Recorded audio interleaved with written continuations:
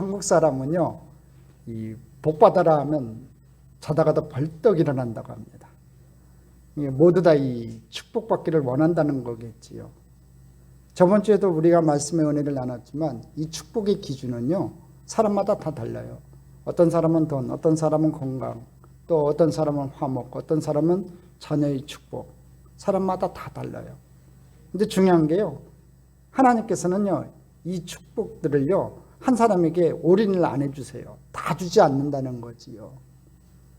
어떤 사람에겐 좀 부족하게 주시기도 하고, 어떤 사람에겐 재물이, 어떤 사람에겐 건강이, 어떤 사람에겐 화목이, 어떤 사람에겐 자녀 축복이 좀 부족하게 주기도 해요.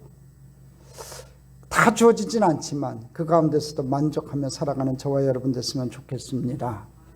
또 한 가지 중요한 거 우리가 배우고 넘어갈 게 하나가 있습니다.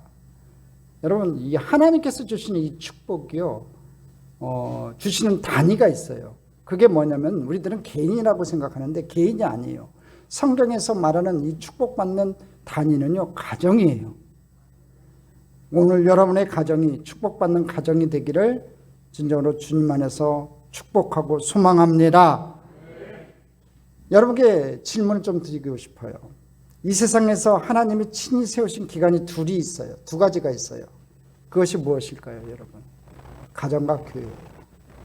또 이 세상에서 사단의 공격을 가장 많이 받는 것이 어디일 것 같아요, 여러분? 바로 가정과 교회예요. 사단이 참으로 많은 부분들을 우리에게 공격을 하지만 가장 집요하게 또 끊임없이 우리를 공격하는 것은요, 바로 가정과 교회예요. 그래서인지 요새 가정이 무너지는 소리가 이것저것에서 들려옵니다.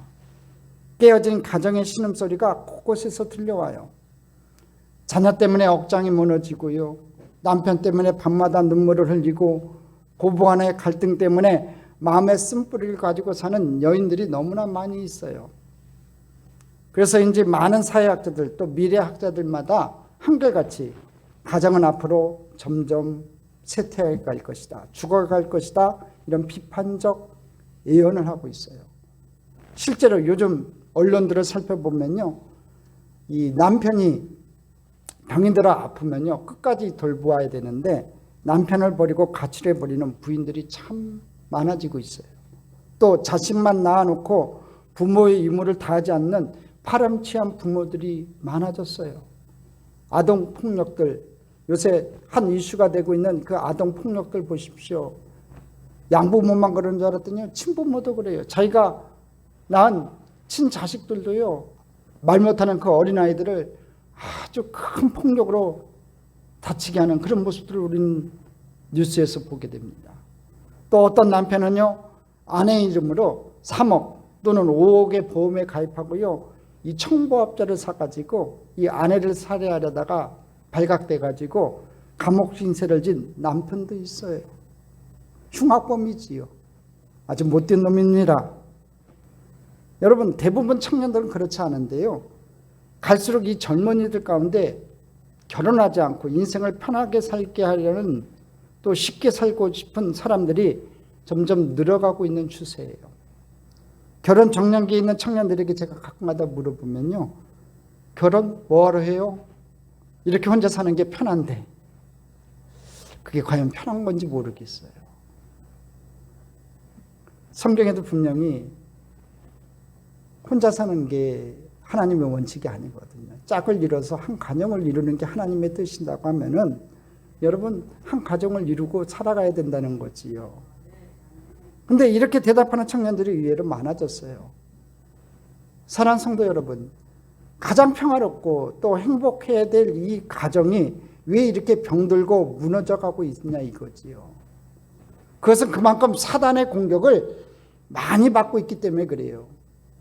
사단의 공격이 그만큼 크다는 것은요, 그만큼 하나님께서 가정을 굉장히 중요하게 생각하고 계시다는 반증이기도 해요. 그렇습니다. 하나님은요, 여러분의 가정을 정말 소중하게 생각하세요. 여러분의 가정이 행복하기를 원하세요. 여러분의 가정은 지금 행복하십니까? 여러분의 가정은 진짜로 여러분 오늘 이 시간 행복한 가정이세요? 여러분 가정이 행복하기를 우리 주님이 원하십니다. 그렇기 때문에 우리는 가정을 소중히 여겨야 됩니다. 왜 그럴까요? 하나님께서 친히 가정을 세우셨기 때문에 그래요. 가정이 우리 사회를 지탱하는 가장 기본적인 단위이기 때문에 그래요. 가정이 우리 인간의 출발점이고 안식처가 되기 때문에 그래요. 가정이 우리 인격과 성품이 형성되는 곳이기 때문에 그래요. 가정이 건강의 영적 싸움에서 정신적 싸움에서 우리가 승리할 수 있기 때문에 그래요. 그렇다면 어떤 가정이 행복한 가정일까요? 오늘 우리는 본문의 말씀을 통해서 어떤 가정이 축복받는 가정인가를 생각해 보고자 합니다.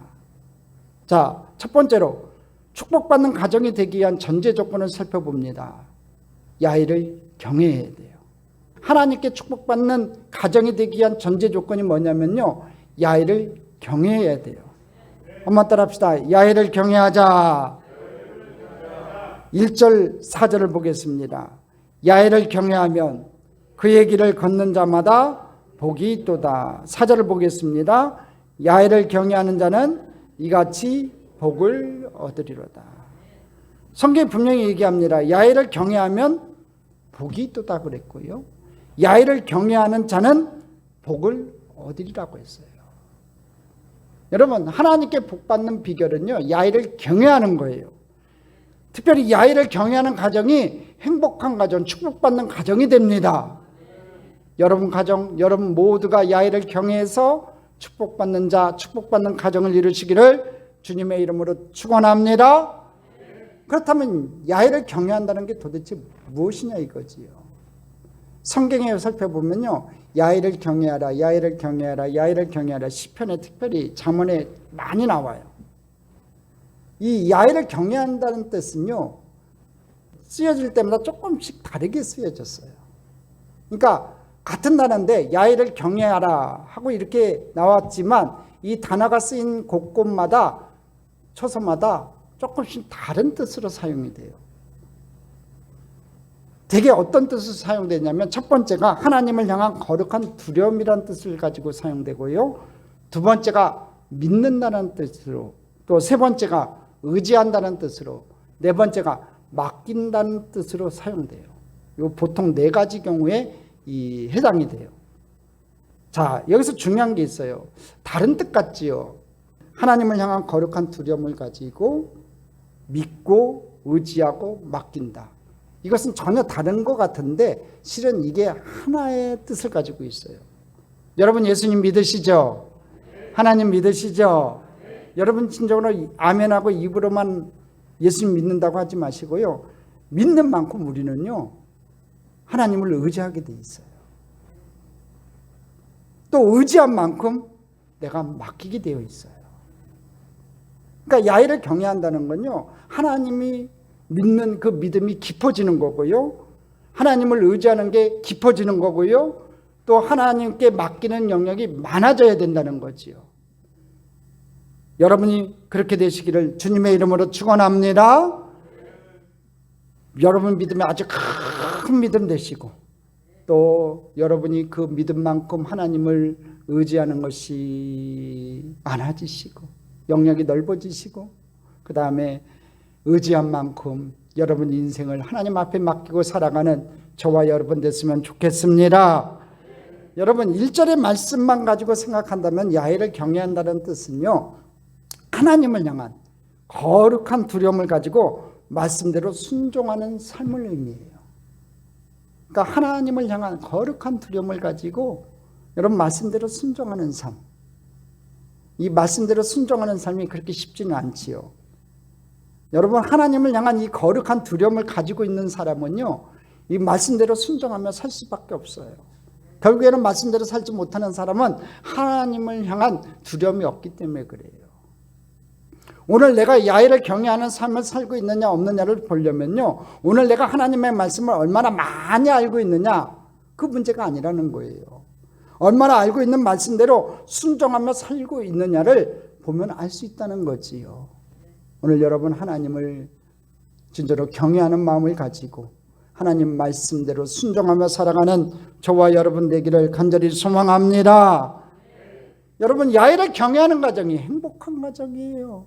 한번 따라합시다. 야훼를 경외하는 가정이 행복한 가정이다. 금은부와 여러분 싸우는다고 그 가정이 행복할 것 같아요? 금은보화가 많으면요 자식들 간에 여러분 다툼밖에 안 생겨요. 화합하지 못해요. 그 가정에 기름짐이 많다고 행복할 것 같아요? 절대로 그렇지 않아요. 여러분의 가정에 진정으로 행복한 것은 하나님이 계셔야 돼요. 온 가족 식구들이 야훼를 경외하고 하나님의 말씀을 보고 하나님 앞에 찬양하며 하나님 앞에 나와 기도할 수 있는 믿음의 가정들 이루기를 주님의 이름으로 축원합니다. 일찍이 이 사실을 알았던 여호수아는요 죽기 전에 이스라엘 모든 지파를 세겜 땅에 모은 다음에 그들 앞에서 이렇게 외쳐요. 여호수아 24장 15절입니다. 너희는 섬길 자를 오늘 택하라. 오직 나와 내 집은 야훼를 섬기겠노라. 할렐루야. 오직 나와 내 집은 야훼를 섬기겠노라. 오직 나와 내 집은 야훼를 섬기겠노라. 오늘도 하나님을 경외하지 않고 살아가는 가정들 한번 보십시오. 이 여호수아처럼 오직 나와 내 집은 하나님만을 섬기겠다고 고백하지 않고 하나님을 경외하지 않고 살아가는 가정들 보십시오. 얼마나 많은 두려움과 여러분 어려움 가운데 살고 있는지 몰라요. 하나님을 알지 못하고 우상을 숭배하는 가정들의 특징이 여러분 뭔지 아세요? 그것은요 언제나 그 가정들은요 불안과 두려움 가운데 살아간다는 거예요. 이렇게 과학 문명이 발달한 시대에 살고 있음에도 불구하고요 이사가는 날, 결혼하는 날, 개업하는 날, 이 가정에 중요한 날이 있는 날을 비롯하여 사소한 일까지도요 자유롭게 하지 못해요. 꼭 날을 받아서 하더라고요. 구체적으로 말하면요 소위 손 없는 날을 택한다는 거예요. 저는 이 손 없는 날, 이 손 없는 날이 도대체 무슨 얘기인, 어떤 날인지 잘 몰랐어요. 그래갖고 많은 사람들한테 물어봤어요. 손 없는 날이 도대체 무슨 날입니까? 하고 물어봤더니요 나중에 사람들이 가르쳐 주더라고요. 소위 하나님을 모르는 사람들이 입에 내리는 이 손이라는 말은요 날수를 따라 여기저기를 따라다니면서 사람을 방해한다는 이 귀신을 뜻하는 거예요. 그러니까 그 귀신이 두려워서 귀신이 활동하지 않는 날, 손이 없는 날, 그러니까 귀신이 활동하지 않는 날, 해하지 않는 날에 중요한 일들을 하고자 한다는 거지요. 그러니까 눈이 펑펑 와도 비가 억수같이 와도요 이사를 하는 거예요. 손 없는 날이라고 하면요. 얼마나 불안하고 두려웠으면 그렇게 할까요? 불행해 보이지 않아요? 너무나 초라해 보이지 않냐 이거지요. 그것만이 아니라 여러분 하나님을 모르는 가정들 잘 보십시오. 악기나 자신을 쫓아낸다면서요 야릇한 글자를 여러 종이에 그린 부적, 이 부적들 보면 희한하게 그린 부적들이 많잖아요. 그 부적들을요 문설주와 장롱과 심지어는요 출근하는 남편의 팬티 속까지도 붙여놔요. 몰래 붙여놓는 사람들이 있대요. 바람 피지 말라고. 어떤 집에 가보면요 마른 명태를 걸어놓기도 해요.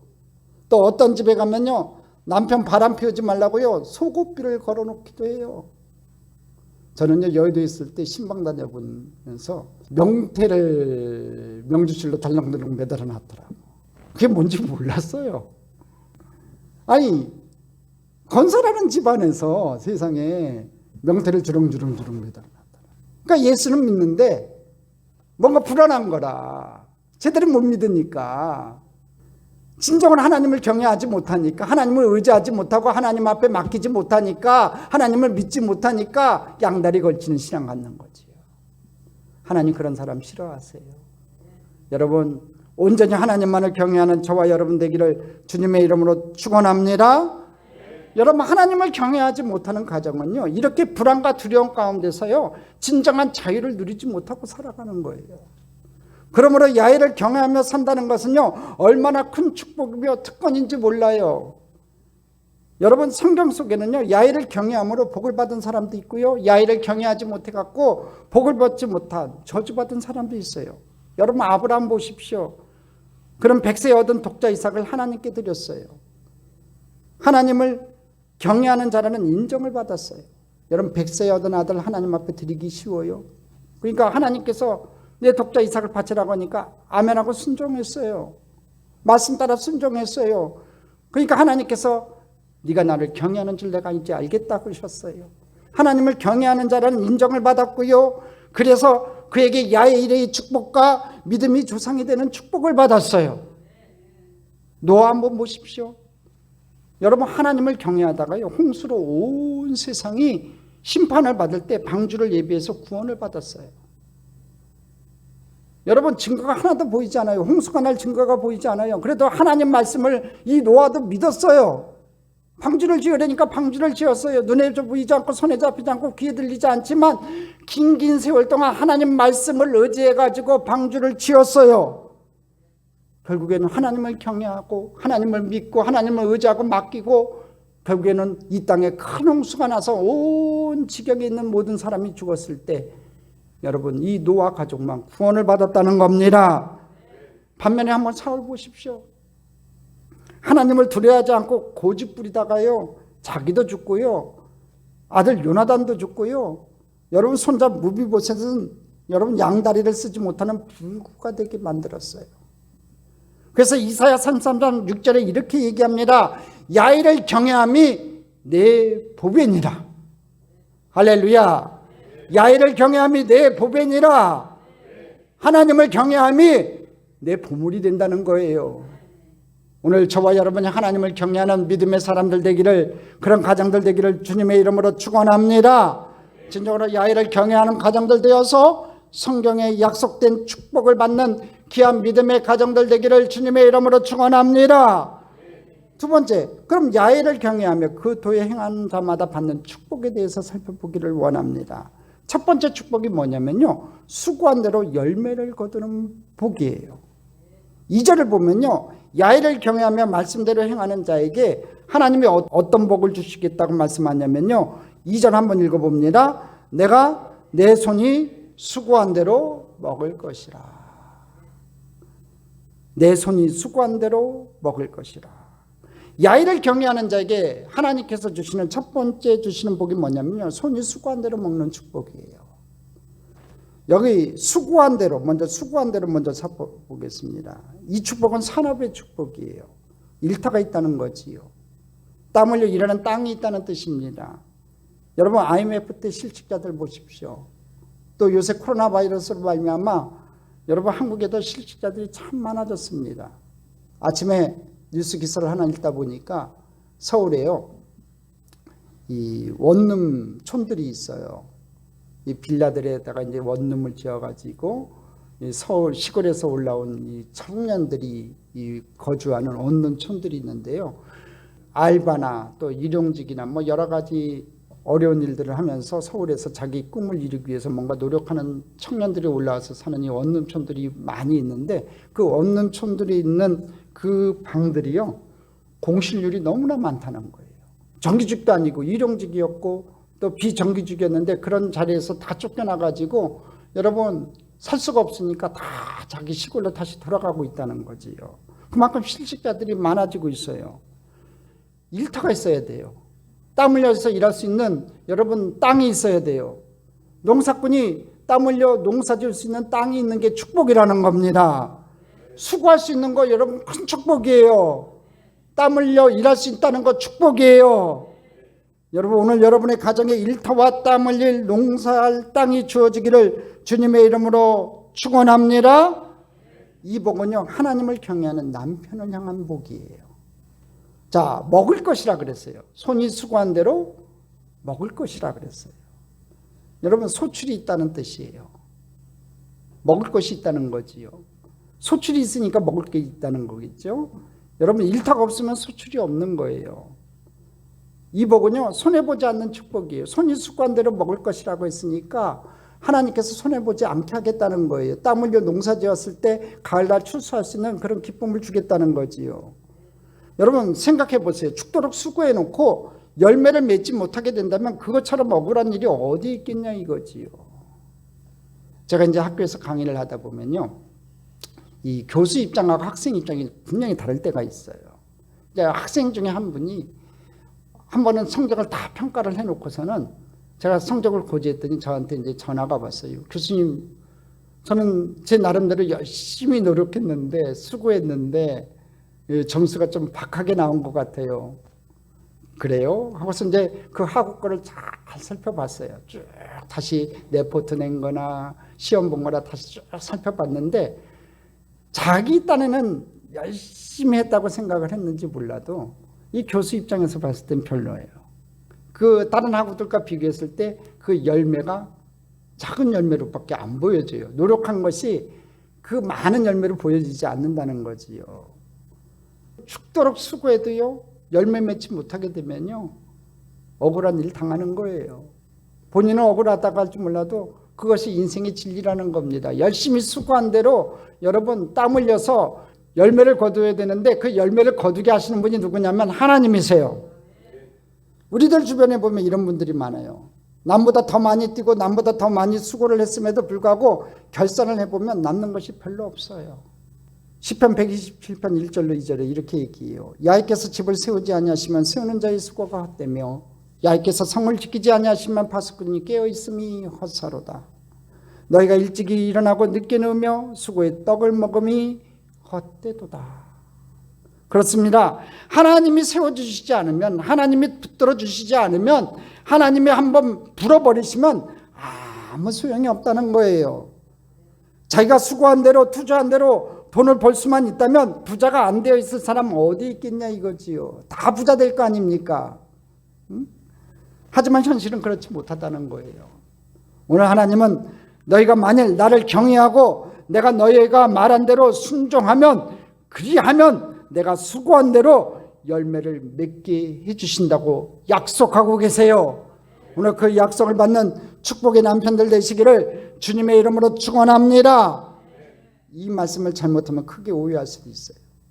영적인 백수로 지내도 하나님께서 이렇게 축복하시겠다는 말씀이 아니에요. 그러니까 영적인 백수 아무것도 하지 않고 하나님께서 이렇게 축복하시겠다는 말씀 아니에요. 분명히 하나님 뭐라고 얘기했어요? 내 손이 수고한 대로 먹을 것이라고 했어요. 여러분 손으로 수고할 때, 땀 흘릴 때, 노력할 때 하나님께서 수고한 만큼 열매를 먹게 하시고 잘되고 형통케 하신다는 거예요. 하나님은 게으른 사람 싫어하세요. 하나님 백수 싫어하세요. 좋아하지 않아요. 그러므로 하나님을 향한 거룩한 두려움을 가지고 말씀을 붙들고 순종하세요. 말씀을 붙들고 열심히 손으로 수고하세요. 그러면 손이 수고한 대로 먹게 될 줄 믿습니다.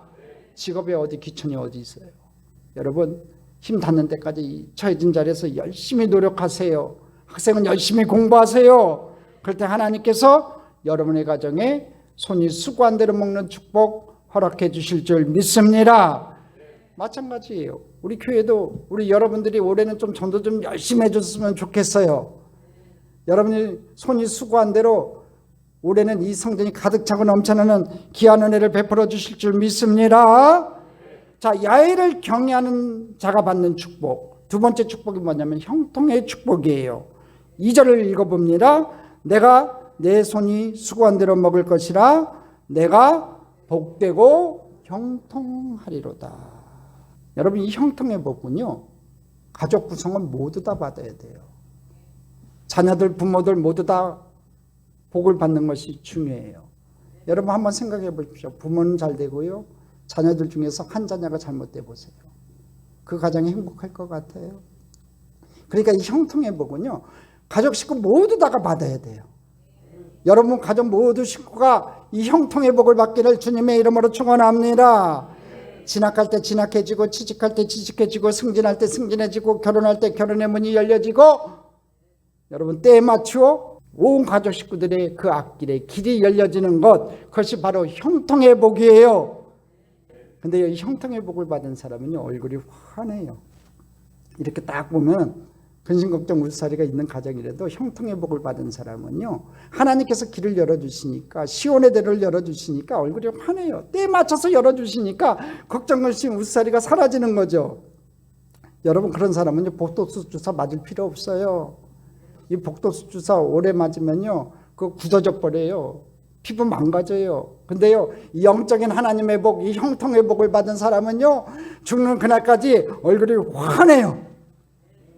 하나님 앞에서 이 형통의 복을 받아서 기쁨이 넘쳐나는 여러분 가정 되기를, 여러분 가정 식구들 되기를 주님의 이름으로 축원합니다. 야훼를 경외하며 그 도에 행하는 자마다 받는 축복. 세 번째 축복이 뭐냐면요, 아내의 축복이에요. 3절을 읽어봅니다. 내 집 안방에 있는 내 아내는 결신한 포도나무 같으며. 여러분 성경에서 아내를 축복할 때 쓰는 나무가 있어요. 이 포도나무예요. 포도나무가 이 아내를 축복할 때 쓰는 나무예요. 근데 여러분 이 포도나무는요 굉장히 귀합니다. 이 포도나무에서 열매 맺혀진 이 포도는요 사람 몸에 그렇게 좋습니다. 그 효능이 다 밝혀지지 않았대요. 특히 포도주 같은 경우는요 여러분 이 심장에 그렇게 도움이 되는 음료예요. 그렇다고 여러분 포도주 많이 마시라는 얘기는 아니고요. 이 포도가 사람 몸에 좋은 것이 다 밝혀지지 않았다고 그래요. 그만큼 많은 좋은 것이 함유되어 있는 것이 이 포도입니다. 근데 오늘 성경이 뭐라고 얘기했냐면 그냥 포도나무가 아니라 결실한 포도나무라고 되어 있어요. 내 안에는 결실한 포도나무라고 되어 있어요. 이 결실한 포도나무가 뭡니까? 많은 열매를 맺는 생명력 있는 포도나무를 얘기해요. 그러니까 싱싱한 나무라는 얘기지요. 늙은 나무가 여러분 열매를 잘 맺지 못하잖아요. 열매를 맺는다는 얘기는요 아주 푸르고 싱싱하다는 거지요. 영적으로 살아있다는 얘기입니다.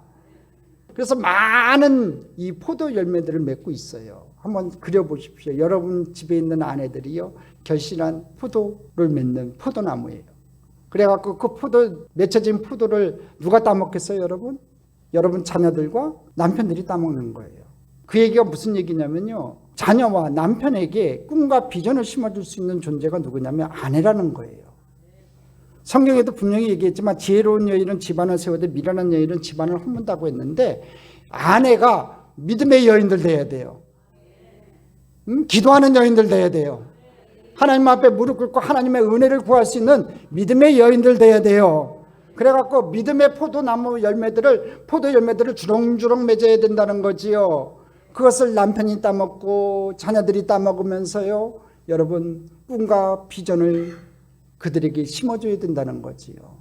여러분 남자들은요 안주하려고 그래요. 여기가 저 싸우네 하고선 얼만큼 일어놓으면요 움직이지 않으려고 그래요. 그럴 때마다 남편에게 격려해주고 다시 한번 도전하게 만들고 꿈을 심어주고 좌절해 있는 그 남편에게 새로운 용기를 심어줄 수 있는 게 누구냐면 아내의 역할이에요. 그런 지혜로운 아내들 되시기를 바랍니다. 두 번째가 있어요. 여러분 자녀들도 마찬가지예요. 자녀들은요 누구의 기대치만큼 성장하는 줄 아세요? 많이들 부모의 기대치라고 생각을 해요. 근데 안 그래요. 더 정확하게 얘기하면요 어머니의 기대치만큼 성장해요. 어머니의 기도의 분량만큼 자녀들은 성장해요. 여러분 영적인 역량은요 아버지보다는요 어머니한테 유전되는 경우가 많아요. 그러니까 여러분들이 기도 소리가 여러분 자녀들에게 좀 들려줘야 돼요. 저는요 대학 다닐 때도 그렇고 참 어렵게 살았다고 했잖아요. 방앗간에 살았었는데 그래갖고 대학 다닐 때 기숙사에서 제가 생활을 했었어요. 제가 이제 가끔가다 집에 오면은 어머니께서 꼭 하시던 게 있어요. 제 머리맡에 앉아가지고 기도를 하세요. 제가 뻔히 안 자는 거 아시면서도 들으라고 기도를 하세요. 하나님, 이 아들 평생에 하나님 앞에 바친 종이오니 힘들고 어려울 때마다 하나님께서 도와주시고 하나님의 은혜를 베풀어 주셔서 하나님 곁 떠나지 않는 믿음의 아들 되게 하여 주옵소서. 그 어머니 기도가 있었기 때문에 제가 목회 현장에서 참 어렵고 힘든 날 많았거든요. 그 어머니 기도 소리가 그럴 때마다 그 어머니 기도 소리가 지금은 천국에 가셨지만 살아생전에 내 머리맡에서 기도해 주셨던 그 어머니 기도 소리가 제 귓가에 들려져서 제가 흔들리지 않고 이 목회 사역을 계속할 수 있었다는 겁니다. 여러분 지혜로운 여인들 되십시오. 믿음의 여인들 되십시오. 그래갖고 여러분 남편들과 여러분 자녀들에게 꿈과 비전을 심어주는 믿음의 자녀들 되시기를 주님의 이름으로 축원합니다. 야일을 경외하며 그 도에 행하는 자마다 받는 축복이 있습니다. 네 번째가 자녀들의 축복이에요. 3절을 한번 읽어봅니다. 내 식탁에 둘러앉은 자식들은 어린 감람나무 같으리로다. 자, 오늘 성경이 말하기를 내 식탁에 둘러앉은 자식들은 어린 감람나무 같다고 얘기해요. 이 성경에서요, 아내는 이 포도나무에 비유를 하고요, 아들을 축복할 때 쓰는 나무가 이 감람나무예요. 그리고 딸을 축복할 때는요. 그래서 성경이 찾아봤어요. 무슨 나무가 나올까? 복숭아 나무일까? 무슨 나무일까 했더니 여러분 모퉁이 돌의 비유를 해요. 나도 딸만 둘인데 딸기 아빠인데 좋은 나무가 나왔으면 좋겠다 싶었는데 이 모퉁이 돌의 비유를 하더라고요. 먼저 이 모퉁이 돌에 대해서 살펴볼게요. 시편 144편 12절에 같이 읽어봅니다. 우리 아들들아 어리다가 장성한 나무들 같으며 우리 딸들은 궁정의 양식대로 아름답게 다듬은 모퉁이 돌들과 같으며. 여러분 여기서 나오는 이 어리다가 장성한 나무들 같다. 이 나무가 이제 감람나무고요. 아들들은 딸들은 모퉁이 돌들과 같대요. 이 모퉁이 돌은요, 이 히랍 건축 양식에서 굉장히 중요한 돌이에요. 한국으로 치면 이 주춧돌과 비슷해요. 근데 이 주춧돌하고 비슷하지만 좀 달라요. 왜냐하면 히랍의 건축 양식에는요, 이 모퉁이 돌 위에다가 기둥을 세워가지고 그 다음에 건축을 해나가요. 그러니까 이 모퉁이들이 흔들리면요, 그 건물은 흔들리고 무너질 수밖에 없어요. 그렇기 때문에 히랍 양식의 건축물에 딱 들어가면요, 저 돌이 모퉁이돌이라는 거 금세하래요. 왜 그러냐면은 가장 아름답게 또 가장 좋게 조각을 해놓든지 채색을 해놨어요. 이제 색깔들은 이제 오래된 건물들이니까 다 없어졌겠지만 조각들을 해놨거든요. 그래서 저게 모퉁이돌이구나 하고서 금세 알아요. 다른 모퉁이돌은요, 그냥 빼놔도 움직이지 않아요. 별로 지장이 없는데 가장 메인되는 이 기둥을 받치고 있는 이 모퉁이돌은요, 가장 아름답게 가장 예쁘게 채색을 해놔요. 조각을 해놓는다는 거죠. 근데 오늘 성경이 뭐라고 얘기했냐면 우리 딸들은 궁전의 양식대로 아름답게 다듬은 모퉁이돌과 같다고 해요. 여러분 일반 집도 그렇게 아름답게 채색을 해놓고 조각을 해놓는데 궁전의 양식대로 궁궐에 있는 여러분 모퉁이돌이면 얼마나 아름답겠냐고요. 여러분의 자녀들이 여러분의 딸들이요, 어느 집안에 시집을 가든지 어느 집안에 있든 간에 모퉁이들 같이 귀하게 쓰임받기를 주님의 이름으로 축원합니다. 그러니까 여인들은요, 집안의 받침돌. 지혜로운 여인은 집안을 세우는 거나 마찬가지예요. 이 아직 장가간 여호수아부 학생들은요, 여러분 제가 여호수아부 설교 때도 얘기했지만 얼굴 예쁜 여자 찾지 말라고 했어요. 믿음 좋은 여자 찾으라고 했어요. 아직 시집 안 간 우리 아가씨들은 모퉁이돌과 같이 하나님 앞에 귀하게 쓰임받고 지혜로운 여인들 되기를 주님의 이름으로 축원합니다. 자, 감람나무 한번 보겠습니다. 이 감람나무는요, 내 식탁에 둘러앉은 자식들은 어린 감람나무 같으리라고 했는데 이 감람나무는요, 이 하나님과 세상 사람들에게 아주 소중하게 쓰임받는 나무예요. 그냥 평범한 나무가 아니에요. 감람나무 많이 들어봐서 그렇죠. 이 감람나무가 굉장히 좋은 나무예요. 첫째로 이 성전의 도구로 쓰임받는 나무가 이 감람나무예요. 여러 가지 도구들을 만들 때 이 감람나무로 만들었고요. 그 다음에 성전을 밝히는 기름 중에서요, 하나가 이 감람류예요. 근데 일반적인 감람류가 아니라 처음 열매로 딴 감람류를요 7번 정제를 해가지고 그 감람류를 성전에서 밝혀요. 이 감람류가 탈 때 나는 이 향기가요, 여러분 천국의 향기처럼 그렇게 향기롭대요. 하나님 앞에서도 귀하게 쓰임받는 게 이 감람나무예요. 두 번째, 이 감람류는요, 세상에서 봤을 때요, 이 올리브유잖아요. 감람류가 올리브유거든요. 감람나무가 올리브나무입니다. 여러분 감람류는요, 사람 몸에 너무나 좋아요. 그건 여러분 다 아시는 상황이고요. 두 번째, 이 나무는요, 이 고급 이태리 가구의 원 제목이었어요. 지금은 안 그렇지만, 지금은 너무 비싸가지고 그렇게 사용하지 않지만, 옛날에 이태리 가구의 원목 재료는요, 이 감람나무였어요. 가구의 재료로 쓰려면요, 한 아름 정도 돼요. 한 1m 정도 돼야 되거든요, 지름이. 이 정도 자라려면요, 보통 한 100년에서 200년 자라야 돼요, 감람나무가. 그러니까 너무나 비싼 나무가 된 거예요. 너무나 귀한 나무예요. 또 나무를 자르면요, 나뭇결이 얼마나 아름다운지 몰라요. 아주 단단해요. 그리고 이 100년이 지나도요, 이 감람나무에서 나는 고유적인 향이요, 아주 은은하게 나오고 있어요. 제가 이제 처음 교구에 나간 교구에서 신방을 갔는데 그 집에 예배를 드리고 나서 소파에 앉아가지고 보니까 고풍스러운 가구더라고요. 앉아가지고 차를 한 잔 마시는데 어디서 은은한 향기가 나요. 그래서 지사님 이 향수 뿌리셨어요? 그랬더니 웃으시지만 목사님 냄새도 좋으시대. 잘 맞는데. 그러면서 목사님 지금 앉아 계신 그 가구가 옛날에 만든 감람나무로 만든 이태리 가구라는 거예요.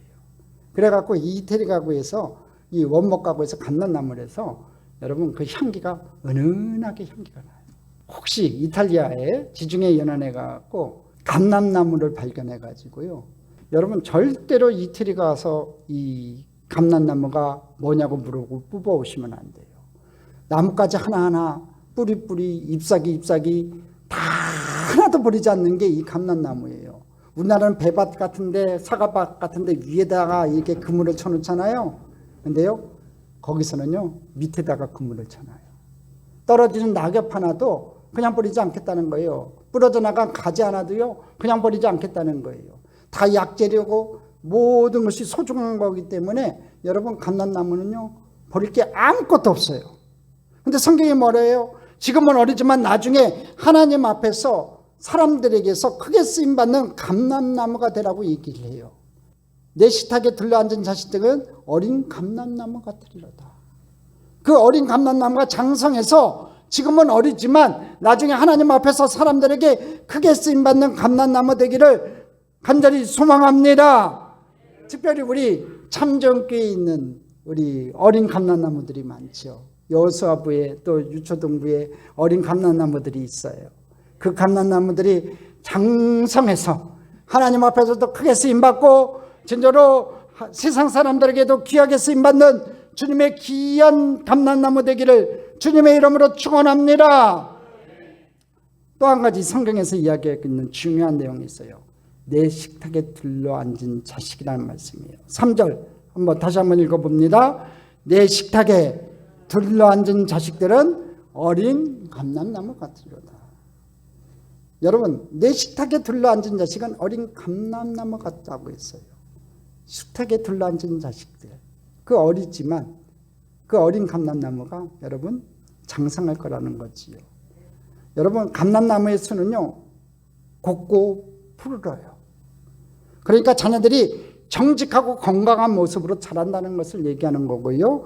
그런데 이렇게 푸르고 밝게 건강하게 자란 자녀들이요 부모의 식탁에 들러앉아 있어요.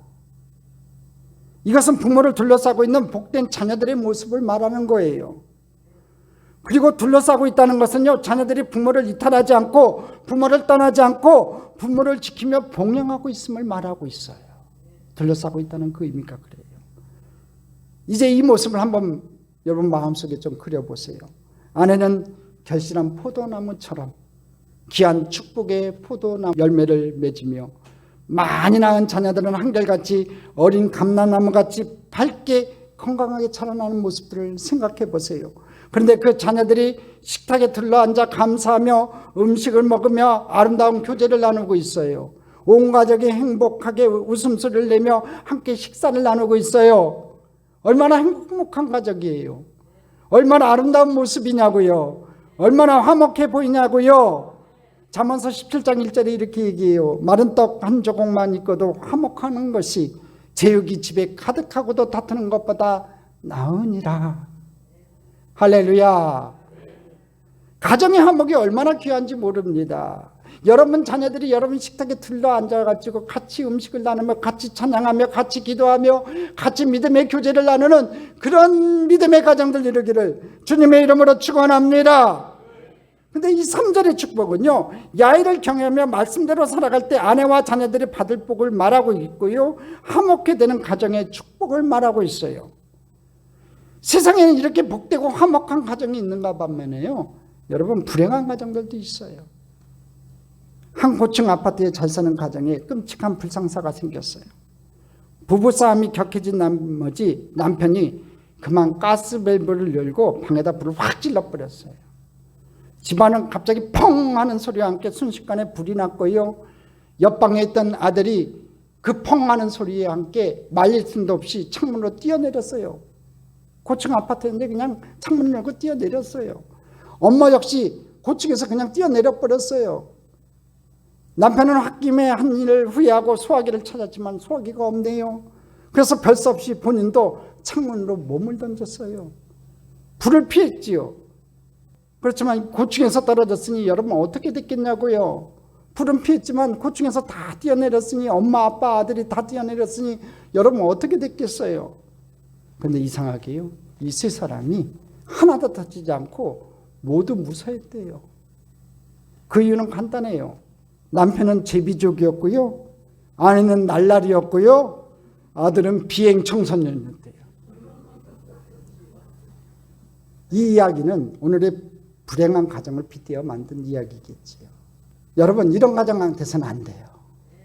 여러분 자녀들이 여러분 식탁에 둘러앉아가지고, 여러분 아내와 여러분의 온 가족 식구들이 식탁에 둘러앉았는데, 아내는 결실한 포도나무 같고 어린 자녀들은 묘목 같지만 나중에 장성한 감람나무 될 것을 바라보고 같이 식탁에서 믿음의 교제를 나누고 같이 기도하며 여러분이 온 가족이 행복한 가정이 이루기를 주님의 이름으로 축원합니다. 야훼를 경외하는 가정이 축복받는 가정이에요.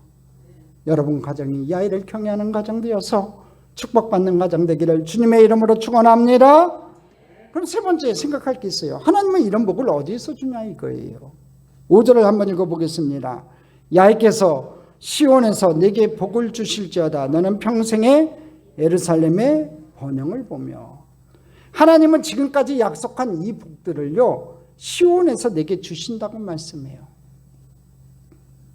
그리고 너희 평생에 예루살렘의 복을 보며 살라고 말씀하고 있어요. 그러니까 이 시온은요, 예루살렘은요, 야훼의 법궤가 있는 곳이에요. 거기서 하나님을 예배하는 곳이에요. 그러면서 여기서 얘기하는 이 시온은요, 오늘의 교회를 말하는 거예요. 그러니까 하나님은 야훼를 경외하는 가정에 복을 주시는데 어디를 통해서 주신다고 말하고 있냐면요, 교회를 통해서 주신다는 거예요. 그러므로 성도님들은요, 교회를 사랑해야 돼요. 주님이 피 흘려 값주고 세우신 교회에 나와 봉사하며 예배하는 것을 즐거워해야 된다는 겁니다. 여러분 그렇게 되기를 바라요. 올 2021년에는 진짜 교회를 많이 사랑하시고 교회 나와서 열심히 예배도 드리시고 봉사도 열심히 하셔서 하나님 앞에 많은 복을 받기를 주님의 이름으로 축원합니다. 나폴레옹이요, 이 나폴레옹이 구라파와 모든 나라들을 정복하고 세계를 지배하려고 했어요. 그러다 이 월터루 전쟁에서 참패하고 말았어요. 결국 헬레나 섬에서 유배 생활을 하고 있었는데 한 기자가 찾아와 이렇게 물어봐요. 폐하, 평생에 가장 행복한 순간이 언제였습니까? 나폴레옹은요, 조용히 눈을 감고 과거를 회상하는 듯 하다가 잠시 후 입을 열어요. 전투가 치열하던 어느 날 철모를 벗고 교회에 가서 하나님의 은혜에 감사하고 눈물을 흘리며 예배를 드리던 때였습니다. 천하의 영광을 다 누렸던 그 나폴레옹도요, 하나님 앞에 나와 예배 드리던 때가 가장 행복했다고 고백해요. 자기가 황제 자리에 올랐던 그 등극신 날이 아니라 여러분 하나님 앞에 나와 예배 드리던 그때가 가장 행복했다고 고백해요. 그래요 여러분, 하나님은요 당신이 피 흘려 값주고 사신 교회를 통해서 약속된 축복을 주세요. 그러므로 하나님의 몸된 교회를 가까이 하세요. 그게 지혜로움이에요. 저는 우리 교회를 통해서 모든 성도님들이 하나님의 은혜와 축복을 풍성하게 누리시기를 소망합니다. 여러분 야훼를 경외하고 그 말씀대로 순종하며 살아가면요, 하나님께서 저와 여러분의 가정에 복을 주세요. 꼭 공부를 잘해야만 복을 받아요. 여러분 공부를 못해도 하나님이 축복하시면 좋은 대학 나온 사람보다 더 영향력 있는 사람으로 쓰임받을 수 있어요. 사업에 성공을 해야만 여러분 복을 받습니까? 야훼를 경외하고 말씀에 순종하며 사는 자는요, 실패를 통해서도요 화가 복이 되게 하셔서 그런 축복을 주셔서 그 축복을 누리게 하실 줄 믿습니다. 우리 주님은요 교회의 머리시기 때문에 당신이 피 흘려 값주고 세우신 이 교회를 통해서 약속된 축복을 주신다는 거예요. 지친 우리들에게 복을 주신다는 거지요. 그러므로 우리가 은혜 받고 성장하고 복을 받으려면요, 주님의 몸된 교회가 좀 건강해야 돼요. 주님의 몸된 교회가 은혜가 충만해야 돼요. 교회가 부흥돼야 여러분의 사업도 부흥된다는 겁니다. 그러니까 교회를 많이 사랑하세요. 교회 나오기를 즐거워하세요. 교회에서 기도하기를 즐거워하세요. 말씀 듣기를 즐거워하세요. 그게 야훼를 경외하는 삶의 자세예요. 그런 자에게 하나님께서 복을 주세요. 칼빈은 이렇게 얘기해요. 하나님이 우리의 아버지시라면 교회는 어머니가 되신다. 그러므로 신자는 죽는 날까지 교회의 품속에 있어야 한다. 그래요. 교회는요, 죽는 그날까지 교회의 품속에 있어야 돼요. 그러므로 말미암아 주님 오실 날까지 교회에서 하나님의 축복을 받는 자들 다 되시기를 간절히 소망합니다.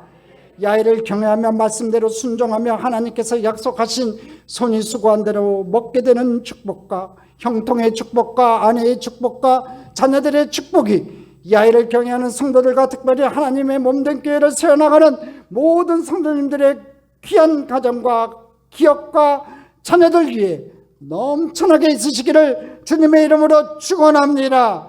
축원합니다. 축원합니다.